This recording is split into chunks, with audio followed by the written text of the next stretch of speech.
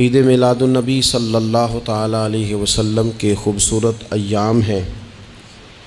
پوری دنیا میں اور دنیا کے ہر کونے میں نبی پاک علیہ السلام کے میلاد شریف کی دھوم مچی ہوئی ہے۔ ہر جگہ حضور کے فضائل، خصائل، شمائل بیان ہو رہے ہیں۔ نبی پاک کی نعتوں سے پورا زمانہ گونج رہا ہے۔ حضور کی سیرت مبارکہ کے فیوز و برکات سے اہل اسلام اپنے دلوں کو منور فرما رہے ہیں۔ اس کے ساتھ ساتھ حضور علیہ السلام جو روشن، خوبصورت، چمکدار تعلیمات لے کے دنیا میں تشریف لائے، وقت جیسے جیسے گزر رہا ہے لوگ محسوس کر رہے ہیں کہ نجات اگر ہے تو اسی رستے میں ہے جو مدینے والے رسول نے عطا فرمایا ہے صلی اللہ تعالی علیہ وسلم۔ چونکہ اللہ تبارک و تعالی نے خود نبی پاک کے ذکر مقدس کو بلند فرمایا ہے، اس لیے بہت سارے ذرائع، بہت سارے اسباب بن گئے۔ پہلے محافل، مجالس، میلاد کے اجتماعات کا انعقاد ہوتا تھا، جلوس ہوتے تھے۔ اب یہ کہ بڑے بڑے ٹی وی چینل اور دنیا کے بڑے بڑے نشریاتی ادارے، آپ جس طرف بھی دیکھیں گے رسول پاک علیہ السلام کا تذکرہ کرتے نظر آئیں گے۔ بہت پہلے کہا تھا اعلیٰ حضرت نے کہ عرش پہ تازہ چھیڑ چھاڑ اور فرش پہ طرفہ دھوم دھام، کان جدھر بھی لگائیے تیری ہی داستان ہے۔ کان جدھر بھی لگائیے تیری ہی داستان ہے۔ ہر جگہ حضور کے ذکر پاک نے روشنی بکھیری ہوئی ہے۔ اللہ تعالیٰ نے جہاں نبی پاک علیہ السلام کو بڑی عظمتوں، شانوں، رفتوں اور بلندیوں سے نوازا، وہاں یہ بھی فرمایا کہ وما ارسلناک الا رحمۃ للعالمین، ہم نے اپنے محبوب علیہ السلام کو تمام جہانوں کے لیے رحمت بنا کر بھیجا ہے۔ نبی پاک صلی اللہ تعالی علیہ وسلم کا وجود سراپا رحمت ہے۔ حضور کا بولنا بھی رحمت ہے، خاموش رہنا بھی رحمت ہے۔ نبی پاک علیہ السلام کا کسی کو کچھ عطا کرنا بھی رحمت ہے، اور کسی کو صبر کی تلقین کرنا یہ بھی رحمت ہے۔ حضور کسی کو خوش ہو کے دیکھ لیں تو یہ بھی کرم کی بات ہے، اور محبوب کریم علیہ السلام کبھی ناراض ہو جائیں تو اس کے بعد بھی جب حضور راضی ہوتے ہیں تو رحمت کی برکھا ہی برسا کرتی ہے۔ اور حضور علیہ السلام نے فرمایا ہے، میں نے اللہ کی بارگاہ میں یہ دعا کی ہے کہ مالک اگر میں کسی کو جھڑک دوں نا، کسی مسلمان مومن کو، تو مالک اسے بھی اتنا ثواب دینا جتنا تو فرض نماز کا ثواب عطا فرماتا۔ تو وجود سارے کا سارا حضور کا رحمت کاملہ ہے۔ نبی پاک کا مسجد نبوی شریف میں بیٹھ کر پیغام دین دینا بھی رحمت ہے، اور حضور اگر اسلحہ پہن کر بدر کے میدان میں آ جائیں، اللہ کے دین کو نافذ کرنے کے لیے دست مبارک میں تلوار اٹھا لیں، تو یہ بھی کائنات کے لیے رحمت ہے، یہ بھی فضل ہے۔ کیوں؟ اس لیے کہ اگر جڑی بوٹیاں کاٹی نہ جائیں تو اصل فصل کا نقصان کر جاتی ہیں۔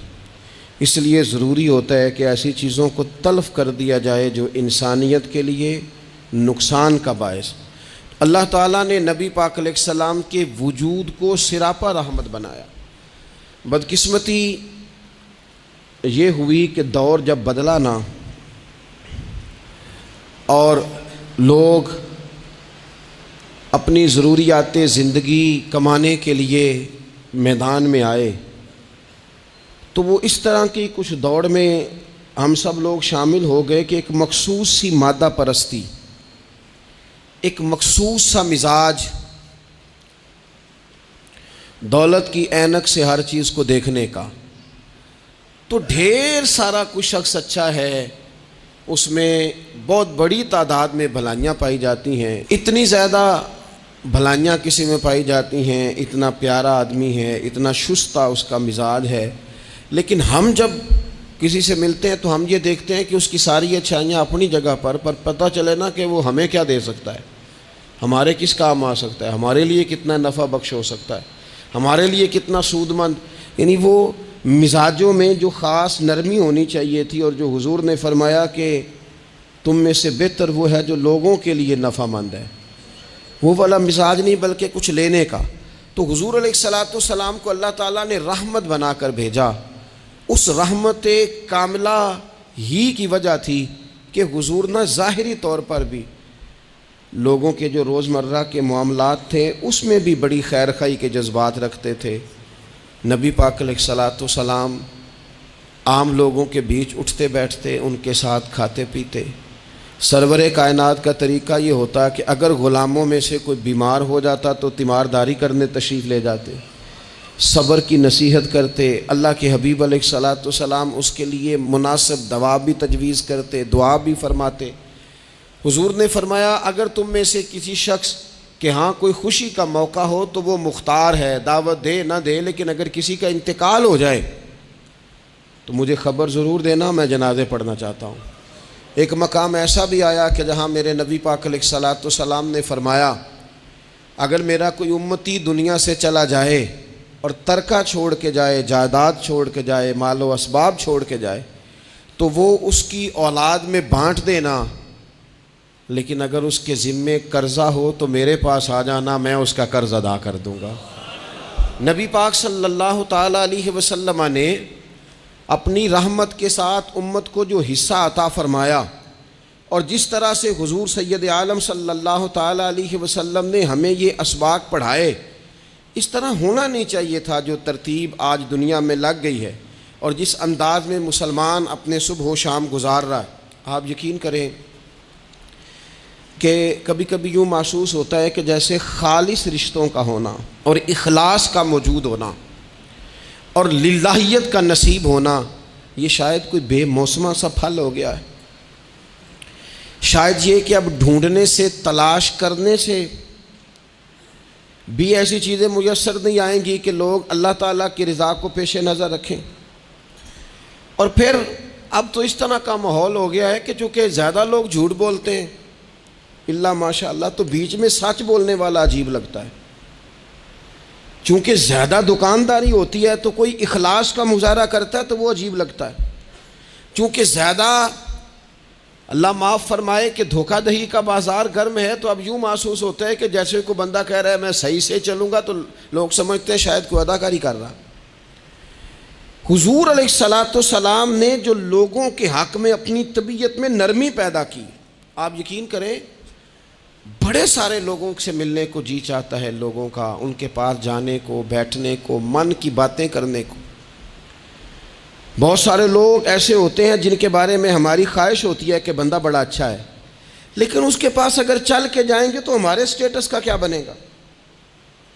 اگر ہم جا کے اس کی مجلس میں بیٹھ گئے تو وہ جہاں ہم خود میرے مجلس تھے اس کا کیا بنے گا؟ اگر ہم کسی شخص کی طرف بڑھ گئے، آگے بڑھ کے ہم نے 2 قدم آگے جا کے گرم جوشی سے اس کا استقبال کیا تو کوئی شخص یہ نہ سمجھ بیٹھے کہ یہ تو کوئی لو سٹینڈرڈ رکھتا ہے. ہم نے وہ اس طرح کے بیج بوئے ہیں انانیت کے کہ ڈھیر ساری تکلیف لوگوں کو ہماری وجہ سے ہوتی ہے. بہت سارے لوگ آزمائش کا شکار ہوتے ہیں. بعض لوگ آ جائیں، لوگ ڈھب سے کھانا نہیں کھا پاتے، لیکن وہ خاص رحمت اور وہ خاص نرمی جو نبی کریم نے ہمیں عطا فرمائی ہے، یار یہ کتنا. میں آپ کو ذاتی بات بتاتا ہوں، اپنے مخالف کو، گالی دینے والے کو، زندگی کے کسی کونے میں برا کہنے والے کو معاف کرنا بڑا مشکل کام ہے. کسی شخص نے 30 سال پہلے بھی کبھی آپ کو کوئی سخت لفظ کہا ہو تو وہ بندہ سامنے آئے تو بات یاد آ جاتی ہے، یار اس نے یہ کہا تھا. باتیں کھٹکتی ہیں. کسی مقام پر کھڑے ہو کر کسی جگہ پر کسی بندے نے آپ کو تکلیف دی ہو، بندہ اس جگہ پہ آئے تو وہ چیز کھٹکتی ہے. لیکن یہ اعزاز صرف رحمت للعالمین محبوب کا ہے کہ حضور کے سامنے جب وہ لوگ پیش ہوئے حضرت وحشی جیسے کہ جنہوں نے پورا وجود کاٹ دیا تھا حضرت امیر حمزہ کا اور کان ناک آنکھیں نکال دی تھی، انہوں نے آ کے عرض کی حضور ہمارے جیسے گناہ گار بھی آئیں تو معافی ہو جاتی ہے. فرمایا ہو جاتی ہے تو پڑھ کلمہ ہم فوراً ہی معاف کر دیں گے. اور جو فتح مکہ کے موقع پر نبی پاک علیہ الصلوۃ والسلام نے فرمایا ہے نا، فتح مکہ کے موقع پر، وہ تو بات ہی بڑی انوکھی ہے. انہوں نے کہا تھا آپ ہم سے کیا سلوک کرنے والے ہیں؟ تو فرمایا سلوک کیا کرنا ہے؟ جو پیچھے ہو چکا ہے نا اس کا ذکر بھی نہیں کرنا، کتاب کے پچھلے صفحے پلٹنے ہی نہیں، یاد ماضی یہ عنوان چھیڑنا ہی نہیں. جو ہو گیا سو ہو گیا. یہ خاص رحمت کاملہ اللہ تعالیٰ نے اگر عطا فرمائی ہے تو میرے اور آپ کے پیارے رسول ہی کو عطا فرمائی ہے. یہ خاص جذبات اور یہ خاص کیفیات حضور نا، دیکھو ماں باپ جو ہوتے ہیں نا اولاد کے حق میں بڑے شفیق ہوتے ہیں. میں بڑی ذمہ داری سے بات کرنے لگا ہوں. ماں باپ کے ساتھ اگر کوئی سب سے بڑھ کے زیادتی کرتا ہے تو کرتی بھی اولاد ہی ہے. بڑا کچھ کر جاتے ہیں بچے، بعض ایسی باتیں بھی کر جاتے ہیں کہ جو ان سے نہیں کرنی چاہیے.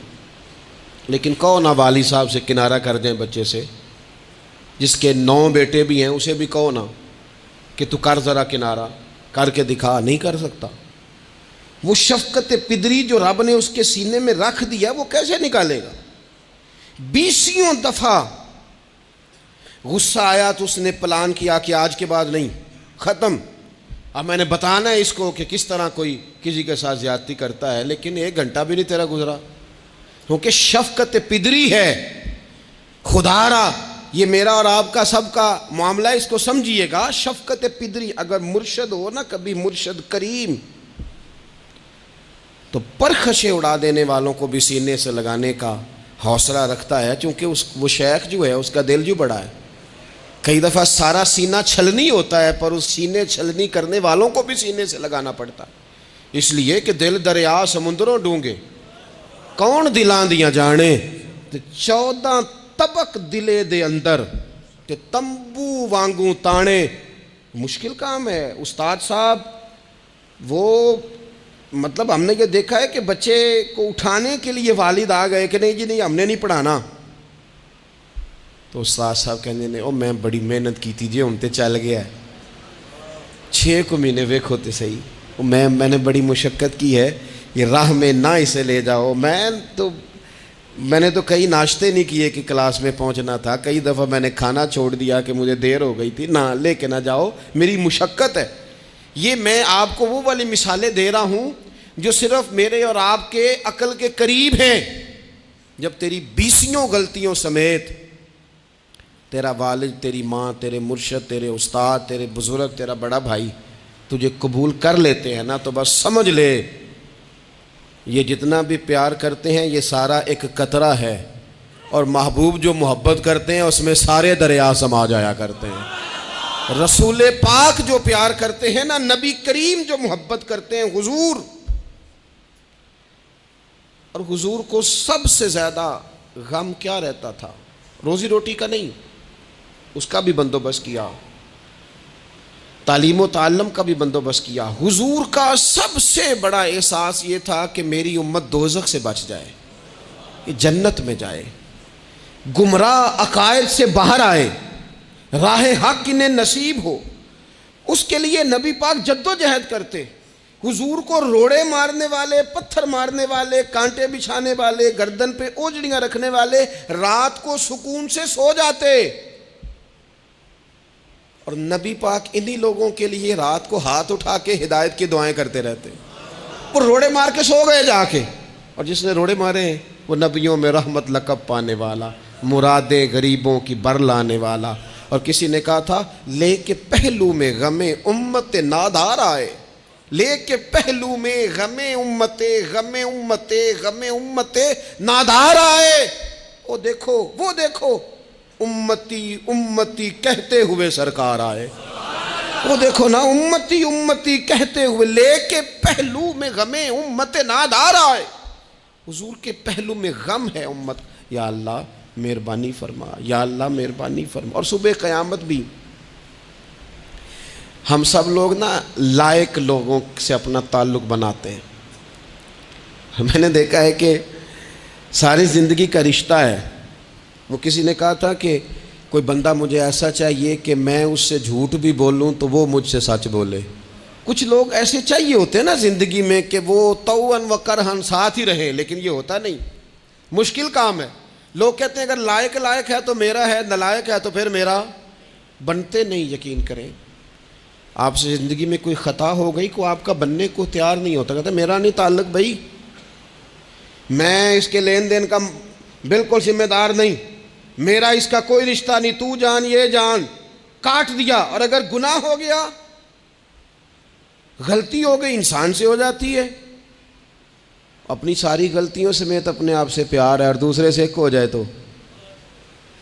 لیکن کچھ لوگ ایسے ہوتے ہیں، حضور غوث پاک کے مدرسے کے اساتذہ نے کہا تھا حضور سبق بانٹنے ہیں، پیریڈ لگانے ہیں، آپ کو کون سی کتاب دے دیں، فقہ، اصول، تفسیر، حدیث کیا پڑھائیں گے؟ تو آپ فرمانے لگے نہیں تو مجھے سبق نہ کوئی دو، تم اس طرح کی تقسیم کرو کہ لائق بچے سارے تم رکھ لو، نالائق سارے مجھے دے دو. حضور علیہ الصلاۃ والسلام نے فرمایا قیامت کے دن جو بڑے بڑے گناہ گار ہوں گے نا، بڑے بڑے، وہ میری چادر کے نیچے چھپے ہوئے ہوں گے. چور حاکم سے چھپا کرتے ہیں یا اس کے سوا، تیرے دامن میں چھپے چور انوکھا تیرا. اور حضور ہمارے وکیل نہیں، حضور ہمارے شفیع ہیں. حضور ہماری وکالت نہیں کریں گے، حضور ہماری شفاعت کریں گے. وکیل وہ ہوتا ہے جو کٹہرے میں کھڑا ہو کے جج صاحب سے کہتا ہے اس نے کوئی جرم نہیں کیا، بلا وجہ الزام لگایا گیا ہے، اس نے کوئی خطا نہیں کی، یہ ذاتی اناد پال رہے ہیں، یہ بندہ ہی بڑا اچھا ہے، یہ تو تھا ہی نہیں موقع پہ، اس نے تو کیا ہی کچھ نہیں، وکالت کرتا ہے اسے معاف کر دو، یہ وکیل ہوتا ہے. اور شفیع وہ ہوتا ہے جو کہتا ہے اس نے سارا کچھ ہی کیا ہے پر میں جو آ گیا ہوں، سارے جرم اس نے کیے ہیں پر میں آ گیا ہوں نا، میرا آنا دیکھا جائے اور اسے معاف کر. تو نبی کریم علیہ الصلاۃ والسلام نے خاص، اور پھر کچھ ایسی چیزیں جو بالکل سادی تھیں اس کا بھی نبی پاک صلی اللہ تعالیٰ علیہ وسلم نے لوگوں پر بوجھ نہیں ڈالا. حضرت سیدنا ابن مسعود رضی اللہ تعالیٰ عنہ فرماتے ہیں، مسلم شریف میں موجود ہے، کہتے ہیں حضور ہمیں کبھی کبھی واز سنایا کرتے تھے، ہر روز تقریر نہیں سناتے تھے. یا رسول اللہ صلی اللہ علیہ وسلم ہمارا دل کرتا ہے. فرمایا میں نہیں چاہتا کہ تم تکلیف میں آ جاؤ. حضور فرماتے ہیں میں لمبی نماز پڑھانا چاہتا ہوں، پیچھے سے کوئی بچہ رو پڑتا ہے، میں اللہ کی نماز مختصر کر دیتا ہوں. نبی پاک صلی اللہ تعالیٰ علیہ وآلہ وسلم کی عادت مبارکہ تھی. حضور سواری پہ چل رہے ہوتے تھے تو کوئی غلام ساتھ چلنا چاہتا تھا تو فرماتے تھے میرے ساتھ آ کے سواری پہ بیٹھ جا. یا رسول اللہ میں آپ کے ساتھ نہیں بیٹھ سکتا، میں تقاضا ادب ہے کہ میں آپ کے ساتھ نہ بیٹھوں. تو حضور فرماتے پھر واپس چلا جا، میری طبیعت گوارا نہیں کرتی کہ میں سواری پہ چلوں اور میرے ساتھ جو لوگ ہیں وہ پیدل سفر کریں. احساسات، جذبات، محبوب کریم کو اللہ تبارک و تعالیٰ نے جو دل عطا کیا. آپ دیکھیں چھوٹے چھوٹے بچوں، وہ ہمارے ہاں نا جی بزرگ ناراض نہ مجھ سے ہو جائیں، ہمارے ہاں بزرگ بعضوں کا شکوہ کرتے ہیں، کہتے ہو کاکا ادھر آئے نا تو میرے نہ سلام نہیں لئی. بھئی آپ لے لیتے سلام، یہ کچھ جھگڑے والی بات ہے؟ آپ سلام کر دیں. رسول پاک کی عادت مبارکہ تھی کہ چھوٹے چھوٹے بچے گلیوں میں ہوتے تو حضور آگے بڑھ کے خود انہیں سلام کہتے، ان کے سروں پہ دست شفقت پھیرتے، ان کی چھوٹی چھوٹی باتیں سنتے، ان کے سوالات کے جواب ارشاد فرماتے. اللہ کے پیارے رسول صلی اللہ تعالیٰ علیہ وسلم کا تو یہ معاملہ تھا کہ عبادت کے معاملے میں بھی جب ایک شخص نے کہا کہ یا رسول اللہ میں ساری رات نماز پڑھا کروں گا، سارا دن روزہ رکھوں گا، تو حضور نے فرمایا نہ، آنکھیں تکلیف میں آ جائیں گی، وجود تھک جائے گا. ایک سرکار کی زوجہ محترمہ ام المومنین نے رسی باندھ لی تھی مسجد نبوی میں کہ میں جب تھک جاؤں گی تو ٹیک لگا لوں گی، پر میں نے پڑھنی ساری رات ہے نماز. اللہ کے محبوب نے فرمایا جتنی دیر طبیعت اجازت دے اتنی دیر پڑھو، باقی آرام کرو. اور فرمایا تمہاری آنکھ کا بھی تمہارے اوپر حق ہے، تمہارے وجود کا بھی تمہارے اوپر حق ہے. یہ ساری چیزیں نبی پاک صلی اللہ تعالیٰ علیہ وسلم کی امت کے ساتھ رحمت پر دلالت کرتی ہیں. اسی طور پر آپ دیکھیں کہ نبی کریم علیہ السلام نے 2-3 دن تراویح پڑھی، پھر صحابہ جمع ہو گئے، زیادہ لوگ آ گئے تو سرکار اندر سے باہر ہی نہیں آئے، حجرے میں رہے. فجر کے وقت آئے تو فرمایا مجھے پتہ تھا تم سارے انتظار میں ہو، اور تم نے دیر تک میرا انتظار کیا، میں جان بوجھ کے نہیں آیا۔ کیوں نہیں آیا یا رسول اللہ صلی اللہ تعالیٰ علیہ وسلم؟ تو حضور فرمانے لگے اس لیے نہیں آیا کہ اگر میں آ جاتا اور کچھ دن مستقل یہ نماز پڑھتا تو میرے دل میں خیال آیا کہیں رب کریم اسے فرض نہ کر دے، تمہیں مشقت ہوگی، تمہیں تکلیف ہوگی، لہٰذا میں حضور دل چاہ رہا ہے نفل عبادت کو، اس لیے نہیں کر رہے کہ امت پر کہیں ضروری ہو جائے۔ حضرت سیدنا عباس فرماتے ہیں کہ ایک انصاری صحابی رات کو مسجد نبوی شریف میں داخل ہوئے، ان دنوں جن دنوں وہ بدر کے قیدیوں کو لایا گیا تھا، تو ان قیدیوں کو رسیاں صحابہ نے زور سے باندھ دی تھی، تو کہتے ہیں کہ میں نے دیکھا نبی کریم علیہ السلام بڑی بے چینی کے عالم میں کبھی ادھر جاتے کبھی ادھر آتے۔ میں نے عرض کی یا رسول اللہ صلی اللہ تعالیٰ علیہ وسلم خیریت ہے؟ تو حضور نے فرمایا ان قیدیوں میں میرے چچا جناب عباس بھی ہیں، وہ ہائے ہائے کرتے ہیں تو مجھے نیند نہیں آتی۔ چلو زیادہ نہیں تو تھوڑا احساس کبھی چچا کا بھی پیدا کرنا چاہیے۔ ویسے چچا چاند نہیں ہوتا، چندہ ہمیشہ ماموں نہیں ہونا ہے۔ چچا جتنا مرضی بھی خوبصورت ہو بیچارہ چاند ہو سکتا نہیں، چندہ ماموں نہیں ہونا ہے، پکی بات۔ تو کبھی چچا کا بھی احساس کرنا چاہیے۔ نبی کریم علیہ السلام نے فرمایا چچا ہائے ہائے کرتے ہیں تو مجھے نیند نہیں آتی۔ وہ انصاری صحابی فرماتے ہیں کہ میں دوڑا گیا اور میں نے جا کے معلومات کی کہ حضرت عباس رضی اللہ تعالیٰ عنہ کو کہاں باندھا گیا ہے۔ فرماتے ہیں میں جا کے حضرت عباس کی رسیاں ڈھیلی کر کے آیا تو وہ سکون میں آ گئے۔ تو آ کے حضور علیہ السلام کو میں نے دیکھا تو سرکار بھی زمین پر بیٹھ گئے، لیکن ابھی چہرے پر بے چینی باقی تھی۔ میں نے عرض کی حضور میں رسیاں ڈھیلی کر رہا ہوں جناب عباس کی، آپ آرام سے سو جائیں۔ تو یہاں تک نہیں یہ رحمت رکتی، یہ رحمت کسی مقام پر محدود نہیں ہوتی۔ میرے کریم کا کرم ہمیشہ برستا ہے تو بغیر رنگ و نسل ہر جگہ برستا ہے۔ حضور علیہ الصلوۃ والسلام نے فرمایا صرف عباس نہیں، جا سارے قیدیوں کی رسیاں ڈھیلی کر کے آ، سب کو یہ کون لوگ ہیں؟ یہ بدر میں پھول لے کے آئے تھے، یہ گجرے لے کے آئے تھے پھولوں کے، خوشبو کا تحفہ دینے آئے تھے، یہ تو تلواریں لے کے آئے تھے۔ لیکن یہ اعزاز ہے میرے نبی پاک کا کہ اللہ نے حضور کو رحمت للعالمین بنایا ہے۔ دلوں کے اندر اتنی گنجائش رسول پاک نے پیدا کی، فرمایا سب کہ رسیاں ڈھیلی کرو تاکہ میں آرام سے سو جاؤں۔ طبیعتوں کی سختی، مزاجوں کا تلخ پن، اپنی ذات کے خول میں بند ہو کے زندگی گزار دینے والے لوگ، اپنے آپ سے شروع ہو کر اپنے آپ پر ختم ہو جانے والا مزاج، جو میں سوچ رہا ہوں، جو میں دیکھ رہا ہوں، جو میری طبیعت فیصلہ کر رہی ہے، جس اینک سے میں معاشرے کو پڑھ رہا ہوں سارے معاشرے کو اسی طور پہ میں لے کے چلوں گا، یہ سوچیں درست نہیں۔ ہم نبی کریم علیہ السلام کے ماننے والے ہیں، ہمیں ان ساری باتوں کا خیال اور ادراک کرنا پڑے گا کہ جو ہمیں ہمارے رسول پاک نے سکھائی ہے۔ انسان پر بعض اوقات کچھ لوگ اس طرح کا بھی اس کے ساتھ رویہ اختیار کرتے ہیں کہ رد عمل کے طور پر کچھ کہنا پڑتا ہے۔ بعض لوگ سخت سست کہہ دیتے ہیں رد عمل کے طور پر، خود اس طرح کے نہیں ہوتے، لیکن تانگ آمد بجانگ آمد۔ تو ایک دفعہ جب بڑی سخت تکلیف دی کفار نے تو صحابہ نے عرض کی یا رسول اللہ ان کے لیے دعا کریں یہ تباہ ہو جائیں۔ تو محبوب نے خود ان لفظوں کے ساتھ جواب دیا، فرمایا اللہ نے مجھے لعنت ملامت والا نہیں بنا کے بھیجا، مجھے رحمت للعالمین بنا کے بھیجا۔ انہیں ہر وقت تانے دیتے رہنا، ہر وقت کھڑے رہنا، یہ دیکھیں نا میرے ملک کا ماحول کیا بنا ہوا ہے، رائے کا اختلاف ہی ہے نا، لیکن جو دھینگا مشتی روز ہوتی ہے اور جو دھما چوکڑی روز مچائی جاتی ہے، روز جو نئی سے نئی کہانی پنپتی ہے، ملک کے اندر کوئی شخص ایسا نہیں رہ گیا، کوئی ادارہ ایسا نہیں رہ گیا جس کے بارے میں ہمارے دل بالکل صاف ہوں۔ اس لیے کہ ہم نے مزاج اس طرح کا بنا لیا ہے، ہم نے اینک اس طرح کی لگا لی ہے، لہجے اس طرح کے بنا لیے۔ حضور سید عالم علیہ السلام نے ایک دن فرمایا تھا مجھے کسی صحابی کے بارے میں کوئی بات نہ پہنچانا، کسی کی غلطی آ کے ڈائریکٹ مجھے نہ بتانا، میرے سامنے کچھ بھی ایسا نہ کرنا۔ یا رسول اللہ کیوں؟ فرمایا میں چاہتا ہوں میرے دل میں سب کے لیے گنجائش ہے تو گنجائش ہی رہے، لوگوں کو خوش گمان رہنے ہی نہیں دیا جاتا۔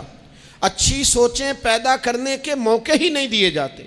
وہی بدگمانیاں ہیں، وہی ماحول کے اندر شدت ہے، وہی انداز ہمارا اس طرح کا ہے، اور وہی کچھ ہم کر رہے ہیں، اور سارے ہیں کہ ایک ہی لاٹھی کے ساتھ ہانکے جا رہے ہیں. خدا را چیزوں کو دیکھیں اور غور کریں کہ ہم نبی پاک صاحب الاولاق سید عالم صلی اللہ تعالیٰ علیہ وسلم کے ماننے والے ہیں. پھر ایک اور بات، حضور کی رحمت چونکہ کامل ہے تو حضور علیہ السلام کا ایک طریقہ ہے. دنیا میں دو طرح سے لوگ اپنا آپ ثابت کرتے ہیں. ایک پورے ماحول میں لوگ اندھیرا کرنا چاہتے ہیں تاکہ میں صحیح طرح چمک جاؤں. وہ پھر بتاتے ہیں کہ اس وقت دنیا میں کوئی آدمی بھی میرے سوا ٹھیک نہیں ہے. کسی کا بھی تذکرہ ان کے سامنے کیا جائے تو ایک دو چار کمزوریاں اس کی وہ بتا دیتے ہیں، کیونکہ وہ فل اندھیرا کرنا چاہتے ہیں اور سمجھتے یہ ہیں کہ جب میں اندھیرا کروں گا تو پھر میں زیادہ چمک جاؤں گا. اس لیے باقاعدہ منصوبہ بندی کی جاتی ہے اور باقاعدہ لوگ بٹھائے جاتے ہیں اور کردار کشی کرنا ایک پورا ماحول بنا دیا گیا، اور کوئی بھی شخص اس سے مبرہ نہیں، وہ دینی تعارف رکھتا ہو یا دنیاوی تعارف رکھتا ہو، سیاسی سماجی معاشرے میں کوئی مقام رکھتا ہو یا سیاسی قد کاٹ سے اس کا تعارف ہو. کردار کشی عام بنا دی گئی اور اس پر لوگ خوش ہوتے ہیں. میرے بھائیوں، نبی کریم نے بھی اپنا اثبات کیا ہے، لیکن رسول پاک کا طریقہ یہ نہیں ہے کہ کسی دوسرے کی نفی کر کے ہی اپنا اثبات ہوتا ہے. قرآن تو نبی پاک پہ نازل ہوا ہے نا، حضور قرآن لے کے آئے ہیں، پر اس قرآن میں تو حضرت موسیٰ کی تعریفیں بھی ہیں، حضرت عیسیٰ کے تذکرے بھی ہیں، جناب عیسیٰ کے معجزات بھی ہیں. اس میں تو حضرت نوح کا ذکر بھی ہے، اس میں تو حضرت آدم کا ذکر بھی ہے، اس میں تو حضرت یوسف علیہ السلام کے حسن و جمال اور کمال کے تذکرے، اس میں تو جناب لقمان حکیم کی حکمت اور دانائی کی بات ہے، اس میں تو حضرت خضر کا تذکرہ ہے. اس قرآن مجید کے اندر تو اولیاء اللہ کی شان ہے، اس میں تو ماں باپ کی فضیلت ہے، اس میں تو پڑوسیوں کی بات ہے. اس قرآن مجید نے تو غریب کی بات کی، یتیم کی بات کی، بیوہ کی بات کی. تو رسول کریم نے بتایا کہ دوسروں کو پیچھے کر کے اپنے آپ کو آگے نہیں کیا جا سکتا. تم سب کو ساتھ لے کے چلو، تمہیں اللہ امامت عطا فرما دے گا. حضور نے تعارف کرایا اپنی امت کو سارے نبیوں کا، رسولوں کا. حضور نے ان کے تذکرے کیے، احادیث میں ان کے تذکرے ہوئے. حضور نے ہر ایک کی شانیں بلند کر کر کے بیان کی اور فرمایا کسی نبی کی بات میرے ساتھ ملا کر اس طرح نہ کرنا کہ ان کی کسر شان ہو جائے معاذ اللہ. میرا اور اس کا تقابل اس طرح نہ کرنا کہ وہاں کسر شان. وہ کسی نے میرے اعلیٰ حضرت کے سامنے کہا تھا نا، شان یوسف جو دبی وہ بھی اسی در پہ دبی. تو اعلیٰ حضرت کہنے لگے حضور تو کسی کو دبانے آئی نہیں، یہ تو کیا بات کر رہا ہے؟ تو کہہ شان یوسف جو بڑی وہ بھی اسی در سے بڑی. یہ کہہ کہ نبی پاک تو عزتیں دینے آئے، ہر ایک کی قسمت میں حضور نے عزت لکھی. کہا باپ راضی ہو گیا تو رب راضی ہو گیا. فرمایا ماں کے قدموں کے نیچے جنت، بہنوں کی بیٹیوں کی پرورش جو کر کے آئے گا میرے ساتھ جڑ کے انگلیوں کی طرح جنت میں جائے گا.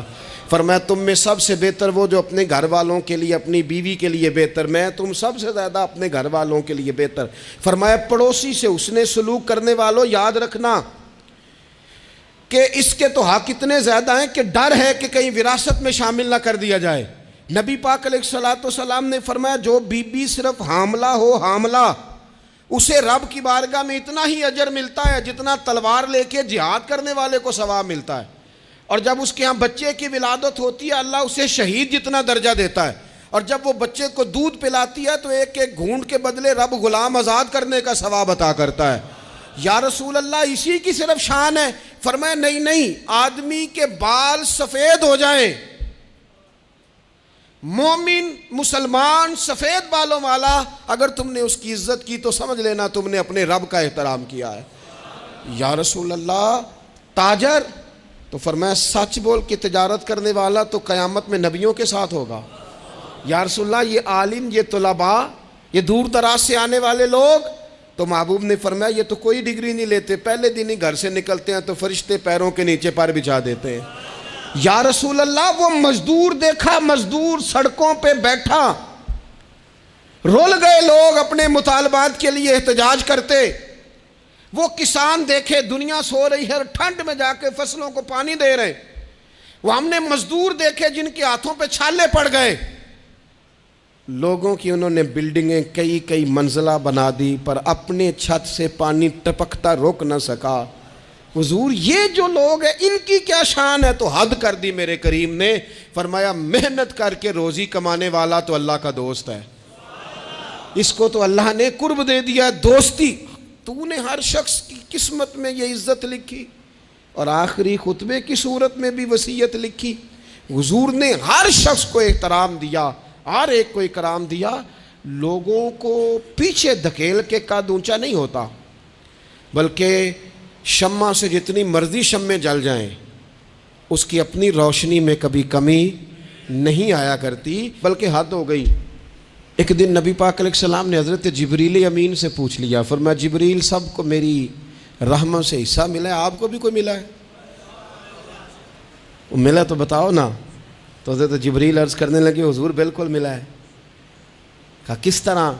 عرض کی یا رسول اللہ جب سے ابلیس کا انجام دیکھا تھا نا، ڈر آتا تھا خدا جانے خاتمہ کس طرح کا ہو، لیکن جب آپ آئے، قرآن آیا اور قرآن میں حضرت جبریل کا ذکر آیا تو فرماتے ہیں میں سمجھ گیا اب اللہ نے کرم کر دیا ہے، اب طے کر دیا ہے کہ جبریل امین علیہ السلام کے جو اعزازات ہیں وہ ہمیشہ اعزاز ہی رہیں گے۔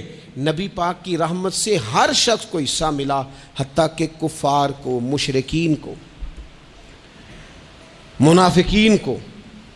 رسول پاک علیہ السلام ہر ایک کے لیے رحمت بن کے تشریف لائے، یہاں تک کہ جانور بھی حضور کے پاس آتے تھے تو اپنے دکھ سنا جاتے تھے، حضور تو ان کو بھی تھپکیاں دیتے، تسلیاں دیتے۔ حضرت انس بن مالک کہتے ہیں لوگوں مجھے وہ دن بھولتا ہی نہیں جس دن نبی پاک مکے سے ہجرت کر کے مدینے آئے تھے۔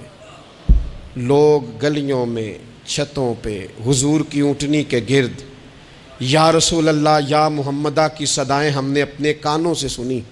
ایک بڑی شان رکھنے والا قبیلہ بنو نجار، اس کی بچیاں کونے میں دف لے کے بیٹھ گئیں، کہنے لگی یہ نہ سمجھنا کہ ہم کوئی عام ہیں، ہم بہت بڑے خاندان کی بیٹیاں ہیں، لیکن آج یہاں اس لیے بیٹھی ہیں کہ دیکھو تو صحیح ہمارے پاس آیا کون ہے۔ وہ ننھی بچیاں جو بیٹھ کر وہاں دف بجاتی تھیں، وہ رسول پاک کی جانب اشارے کر کے گاتی تھیں اور کہتی تھی ہم ہیں بچیاں نجار کے عالی گھرانے کی، ہمیں خوشی ہے آمنہ کے لال کے تشریف لانے کی، خوشی ہے آمنہ کے لال کے، بس رہے گا یوں ہی ان کا چرچا رہے گا یوں ہی ان کا، پڑے خاک ہو جائیں جل جانے والے، آخر دعویٰ یعنی الحمد۔